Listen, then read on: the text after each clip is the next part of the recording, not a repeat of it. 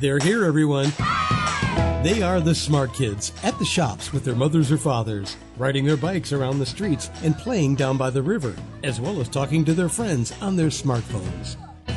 Join the smart kids each week as they discover, explore, and solve the mysteries of today. Here's your host, JT Crowley. Hello, everybody, and welcome to the Smart Kids podcast show. The last podcast show, I took you to China, and there we was talking to a lady called Dana, and we was talking about her book. And I said, kids, in that podcast show that I'm going to be talking in the next show to Simon Elson, and I am. He's a young author. He comes from Chorley Woods down in the United Kingdom near London. And he's written a book called Hades Forest, and he's chosen the genre dystopian.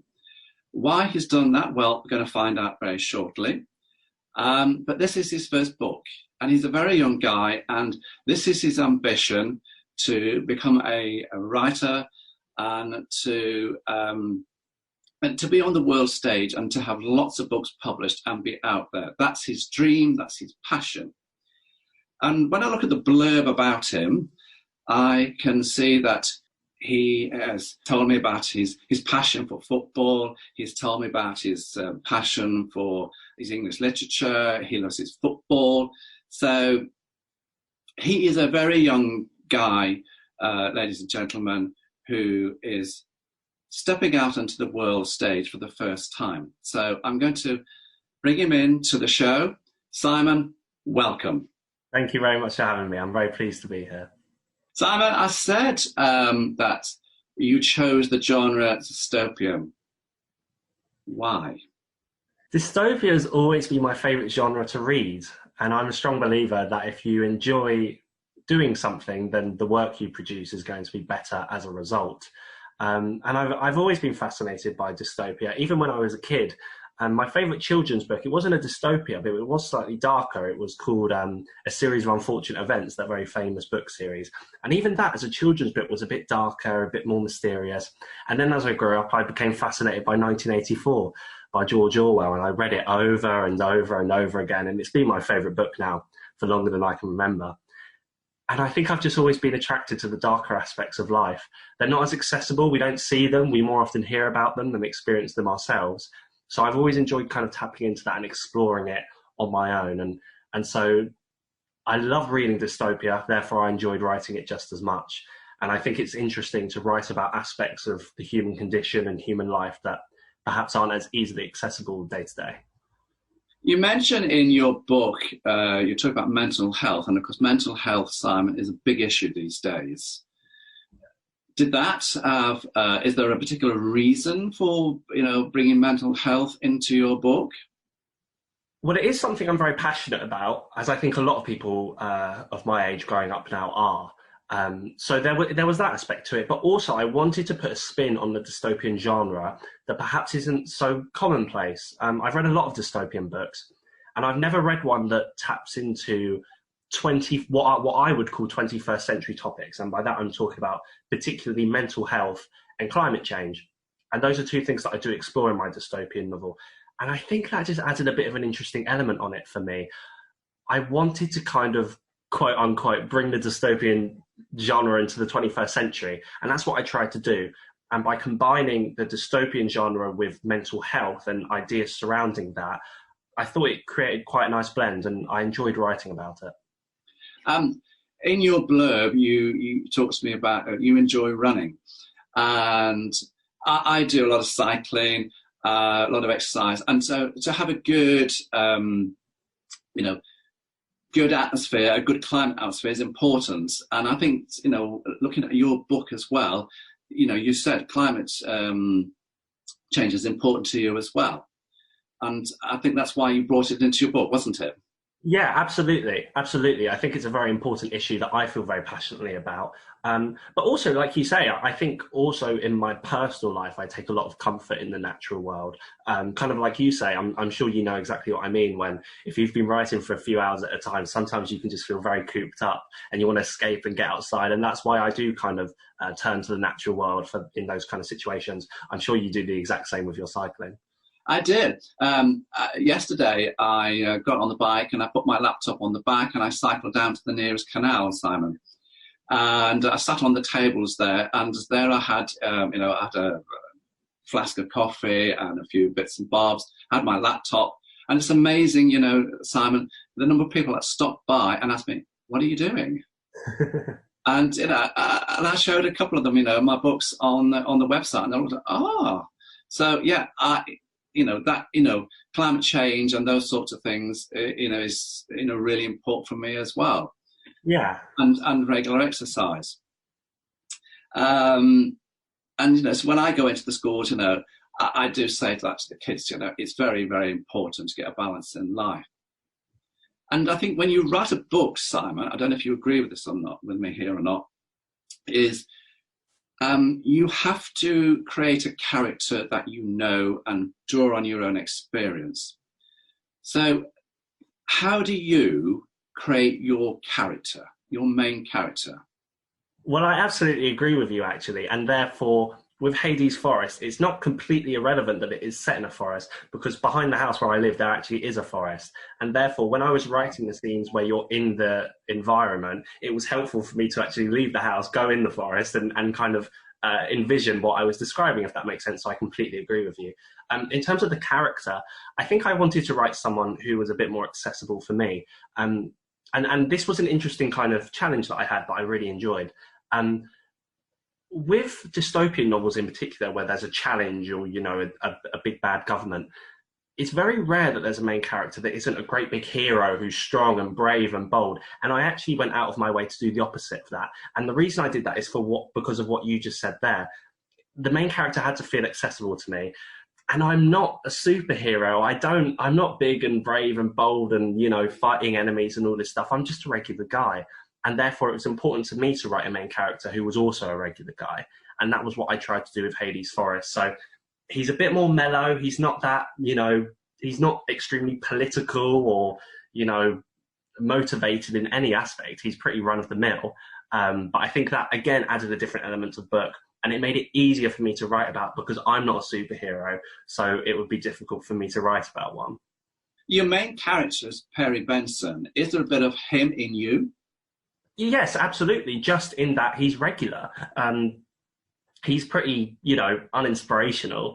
And the key part of the book are the events that happen around him almost, and the people he meets, rather than him himself. And that does create an interesting balance. But I think that that's more realistic of who we all are, and certainly who I am. We don't do huge, drastic, life-changing things every day. We do just kind of go about our daily lives. And I think that's what Perry is. And therefore, I kind of put myself in that, if that makes sense. He doesn't visually look like me. His appearance is nothing like mine, but he does act like me a lot more, I think. Simon, I use, as I've said to lots of kids, when I go into the schools or when I do talks or when I'm doing my podcast here, when I create my characters, I use 14 points. It's the age of the character, the sex of the character. Has the character got brown hair? Has the character got brown eyes? Have they got, do they wear glasses? Where do they come from? And I use those 14 points so that I don't come a cropper when later on down the page, I've got the character with red hair and then next page has got brown hair, because the reader's going to pick that up. So do you use anything similar to, for note down for your main character or any character?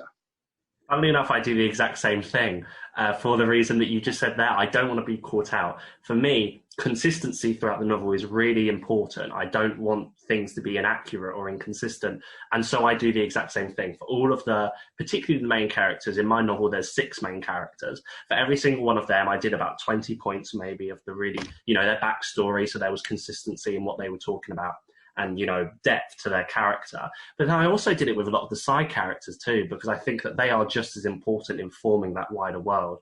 But I wonder whether you ever tried anything different, because I never tried anything different. This is my first book, and that was how I did it, with the kind of 14 points idea. But did you ever experiment with a different method of creating characters? Slightly, but I've just learnt to use that formula, and it works for me. So when I do my books, when you look at my stories, I find, so I've got one main character. And then, because they are kids' stories, I don't wish to overcomplicate the characters. So I have one main character, and then I will have 2 to 3, what I call sub-characters. They are there to support the main character. Now, if you look at Harry Potter, well, the main character was Harry, wasn't it? And who were the sub-characters? Well, Ron and Hermione. Exactly. 2 sub-characters. So I use a triangle of characters because, yes, a lot of my books are kids' books. So I have one main character. I then have 2 to 3 sub-characters who support the main character. But then I have what is called the floating characters. These are characters that go in and out of the storyline just to move the story along. And I noticed that you've got 6 main characters in your book, as well as when you refer to them as side characters, I refer to them as floating characters. That's a really interesting term, actually. I think I kind of do a similar structure where there's a protagonist and then, a couple of people very close to him, in my instance. I just think I have a higher quantity of floating characters, which is interesting. Maybe it's just because it's, a different genre aimed at a slightly older age group. But yeah, exactly the same, like you say.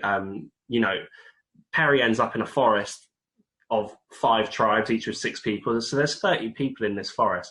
And ultimately he encounters, 75% of those 30 people at one point or another.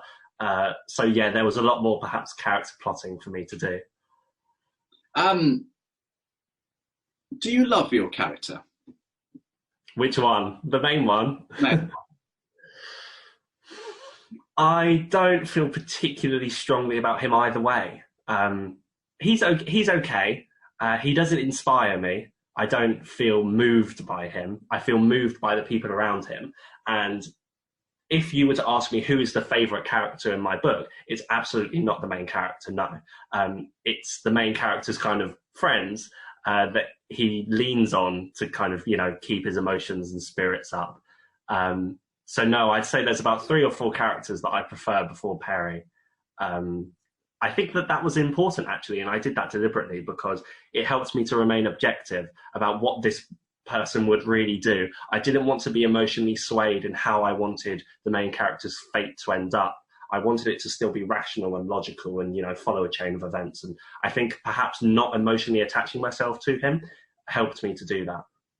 See, for me, when I write the story, as my characters, they take over, they're live to me. They are buried in my head permanently. And I think a lot of authors, have their characters, all across, their mind. It's every day. Their characters are there, living, with them all the time. You're walking down the street, you're thinking about your character. Your character is talking to you. But that must make it difficult for you to kind of separate your writing time from your leisure time. Yes, but you get used to it. Yeah. And with the character I'm writing now, Charlie Sullivan, and the 3 other kids, Dahlia, Rupert, and Ben, they are constantly in my head at the moment because I'm writing the story and re-editing it. So they are there all the time. They are real to me. They are, they're just not figures on a page. They are real characters. Yeah. I want to move on, if you don't mind, Simon. I would like to take you on to how you go about your plot, your planning. I say a lot to the kids and to people listening to my podcast. I split the plot into 2. One is I set the scene. And under that, it's like what time of the year the book is written, so what's the scenery going to be like, where in the world is the character, what time, are we talking about, what, time period are we talking about? And then the other side is the actual story itself. How do you go about the plot? In a similar way, I think it's challenging because when you're creating a dystopian society, it's set in the future. And therefore, the parameters of the society, the rules and laws that exist aren't the same as what we are right now. So the first thing you have to do is establish the laws. What can you do? What can't you do? And why is that the case? because then you've got to write a story that fits within it. And again, that kind of goes back to what we were talking about with the 14 points of characters. You can't have inherent contradictions throughout your story. So if there is a law in place in this society, it has to be abided to. You can't then throw it out the window because it would be more convenient for the plot. So certainly I start with the rules of the land, because I think that underpins all of the action that happens. That's definitely my first step. Was that fun for you doing that? It was challenging because you want to be creative, but you don't want to be unrealistic. If the reader is going to enjoy your novel, they need to truly believe that what you're writing about could feasibly happen in the next few hundred years. And therefore, you can't go crazy about it. You have to kind of tread that line between creativity, but not being silly and not doing stuff where you go, that would never happen. That technology would never exist. You know, people would never act in that way. So it can be challenging. And I would say I actually spent the most amount of time planning my book on that aspect, for sure. So, talking about planning, Simon, are you now? I've always, on the writing courses that I've attended, there are a couple of schools of thought here. There are some authors who will, before they even put pen to paper about the story, they have worked the plot out. They know exactly what's going into each chapter. They have got it planned and down to the minutest detail.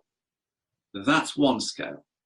On the other end of the scale, you've got people who, like me, we know where the start is, we know where the end is, but we just let the story flow in between those 2 points.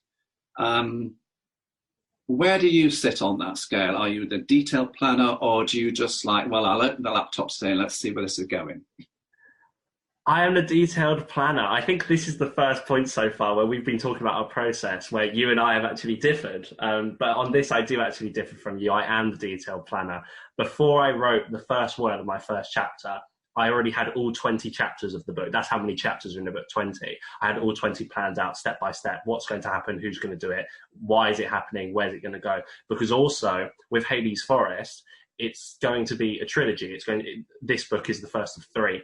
And therefore, I wasn't just plotting the story of this first book, I was plotting the story of the entire trilogy. So actually, before I started writing the first book of Hades Forest, I already knew what was going to be happening in book 2 and 3. And therefore, book 1 had to lend itself to that. So that requires a lot of planning. I personally wouldn't have felt comfortable doing it myself, just on the spot, I think it's much more important for me, if I know where I'm going. Perhaps that's, a bit of a control freak thing or something, I don't know. But yeah. I wonder that must be such a invigorating experience for you, kind of waking up and never know where it's going to take you. I bet that's a lot of fun to write. That's why I do it, because it's more interesting, to me. I couldn't do the detailed planning because, well, I know about that. I'm bored with that. I like some thinking, where's it going today? I know roughly where it's going, but it's like yesterday when I was sitting down doing my writing, I didn't know I was going to take it down this little bit of an alleyway here. And I enjoyed doing that. And I think if you don't enjoy your writing, or love your characters, or enjoy why you're doing the book, that comes across to the reader, and that has a huge effect on the reader. Would you agree? Absolutely, I agree. Yeah, and honestly, I don't think either of our methods is better than the other. It's just whatever is beneficial for you.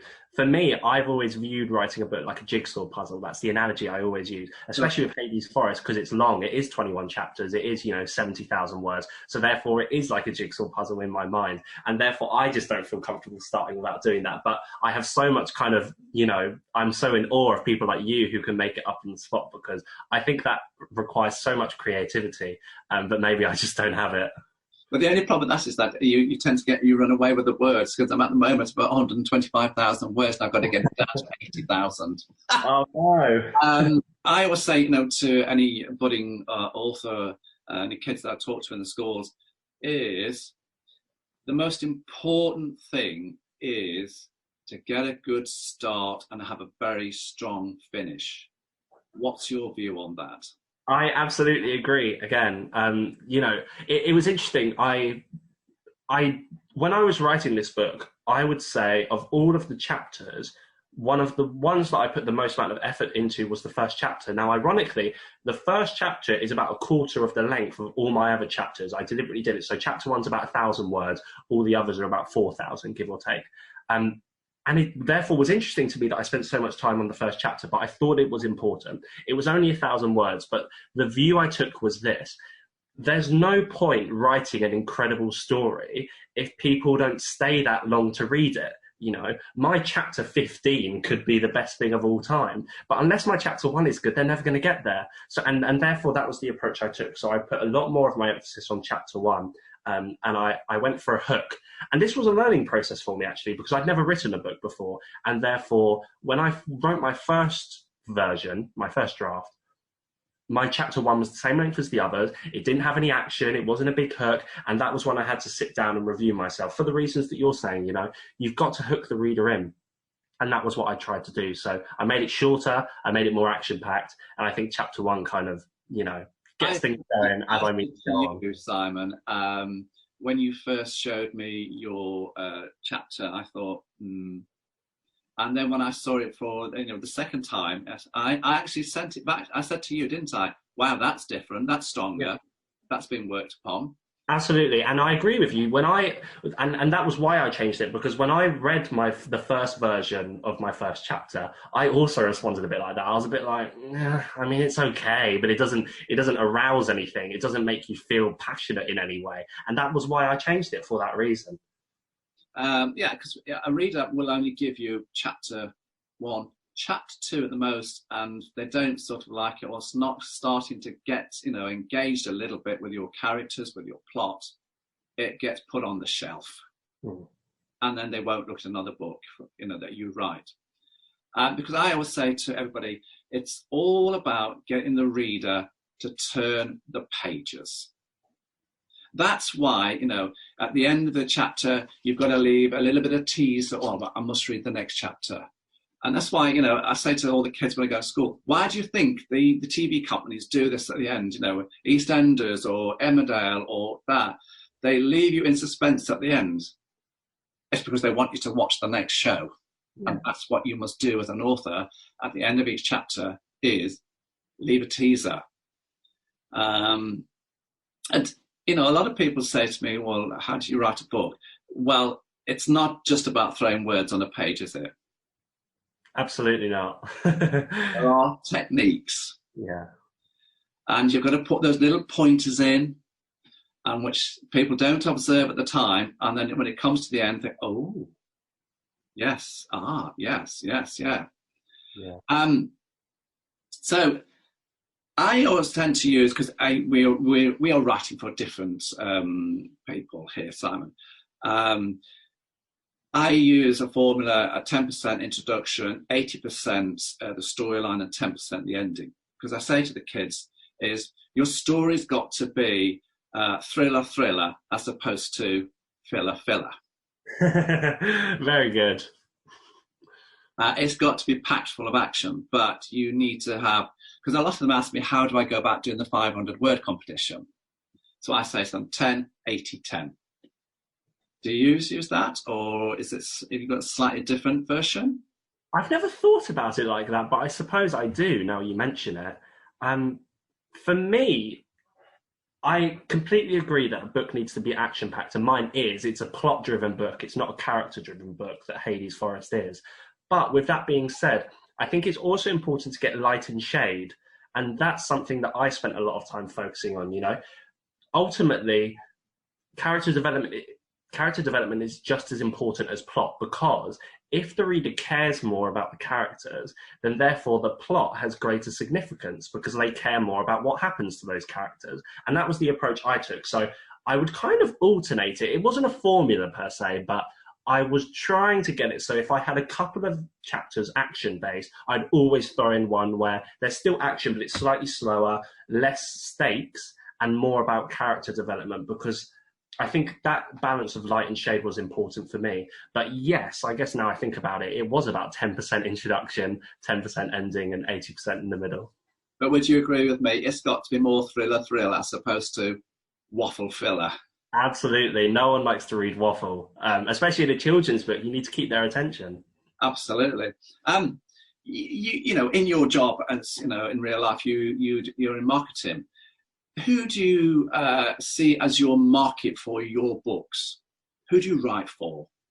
I write for myself, and therefore my market is people like me. When people ask me this question, my answer simply is males aged 18 to 25. That's the people I'm going for.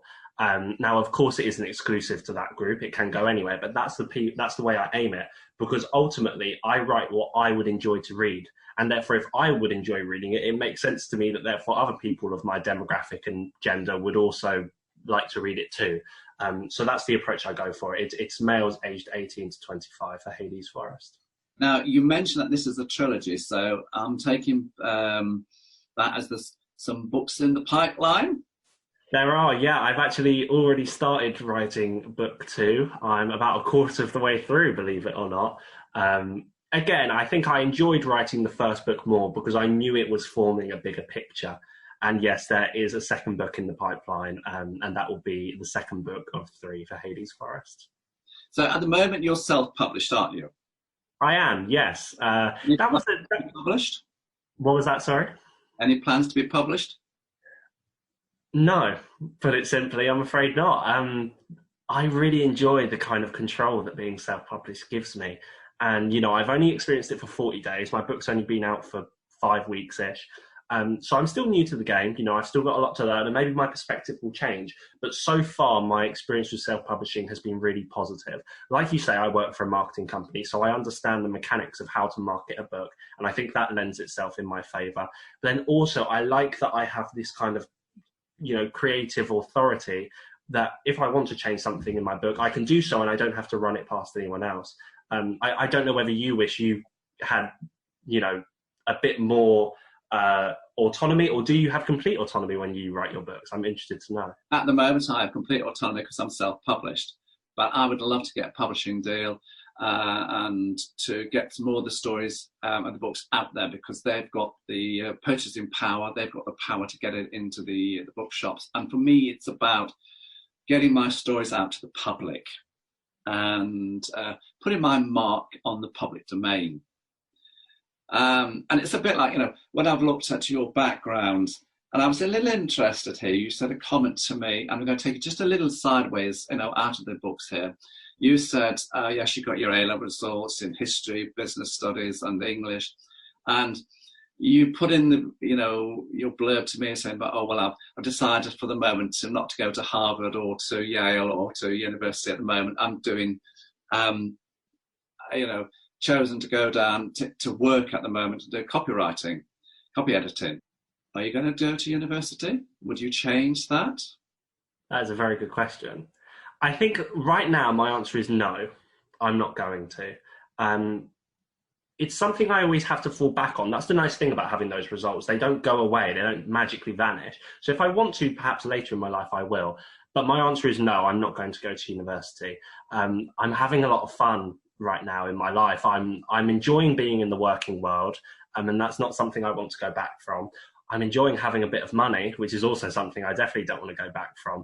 But I'm still experiencing that kind of university life because I have friends at university and I'm going to visit them. I think I'm getting the best of both worlds at the moment, and I do actually really enjoy my job, and therefore I don't think I could leave it and go to university. There you go, everybody, yes. At the moment, he's not going to go to university. Who knows? Simon, where can people, if they, they've listened to the podcast, where can they go and get your book? Where they can get it from? Where can they buy it? My book is available exclusively on Amazon. You can't buy it anywhere other than there, I'm afraid. But if you go on Amazon, it is called Hades Forest. Hades for the god of the underworld, and the forest for the place with trees. And you can get it on Amazon, both in the UK and the US, and in any country that Amazon ships to, basically. And you can also get it on your Kindle on there. You can also get it on audiobook on there. So if you like listening to Audible, Hades Forest is available on there as well. That's fantastic. Simon, it's been fantastic talking to you. I've learned so much about you, not only just on the podcast here, but also on our previous chit-chats and the blurb that you've sent me about yourself and your book. And it's been, fascinating to learn about you and to see, such a young person of your age, going about something that they passionately believe in. And I give you all credit. Thank you so much. I really appreciate that. And it's been a real pleasure to be on. And, thank you for having me and for letting me come on. I've really enjoyed it. So they are kids, they are guys. This has been Simon Elson. His book is Hate Forest. You can go and get it on Amazon. It's in the dystopia genre, if that's what you like. Next podcast, well, that's going to be a bit of a mystery podcast, so we'll have to go and wait and see what that's going to be all about. But for the time being, I would just like to say to Simon, thank you for coming on the show and good luck with your book. Thank you very much. Thanks for listening to The Smart Kids. Want to follow more of their adventures? Check out The Smart Kids by J.T. Crowley on Amazon.com now.